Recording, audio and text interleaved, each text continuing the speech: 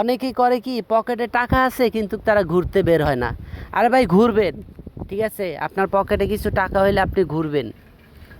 মন খুইলা ঘুরবেন, কারণ আপনি যদি না ভ্রমণ করেন তাহলে আপনি কখনো বুঝতে পারবেন না আসলে আমাদের দেশে কি কি আছে। আমাদের দেশে সৌন্দর্যের অভাব নাই, কিন্তু আমরা অনেকে সেটা জানি না। জানবো কিভাবে? কারণ আমাদের পকেটে কিছু টাকা হইলে আমরা তো নেশার জগতে যাই।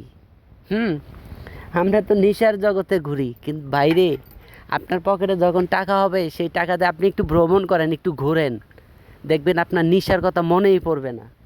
আর আপনি যদি পকেটে 200 500 5,000 টাকা আছে নেশার জগতে পড়ে যান, তাহলে আপনি কি দেখলেন? কিচ্ছু না। শুধু খাইতেছেন আর উড়াই দিতেছেন, খাইতেছেন আর উড়াই দিতেছেন। একটু ঘোরেন না, মন খুলে একটু ঘোরেন, দেখেন কত সুন্দর জায়গা। এইসব জায়গায় আসলে ভাই এমনি মানে কি বলবো আপনাদেরকে, পৃথিবীর সব কিছু ভুইলা যায়। হুম আমার পিছনে দেখেন জায়গাটা কত সুন্দর, অসাধারণ জায়গা। আজকে আপনাদের একটা প্রশ্ন করব, এই জায়গাটা কোথায়? আপনারা যদি কেউ বলতে পারেন, সঠিক ঠিকানা দিতে পারেন, তাহলে আপনাদের জন্য একটা পুরস্কার আছে, ঠিক আছে? বুঝি যে ভাই সঠিক কথাটা বলতে পারবো, তার জন্যই একটা পুরস্কার আছে আজকে। এই জায়গাটা কোথায়? হুম অবশ্যই অবশ্যই কমেন্টে জানাবেন। আর আপনাদেরকে একটা কথা বলি ভাই, ঘুরবেন, না ঘুরলে কখনো মন ভালো থাকে না। আপনার মন ভালো রাখতে গেলে আপনাকে ঘুরতে হবে, আপনাকে বন্ধু বান্ধবের সাথে ঘুরতে হবে।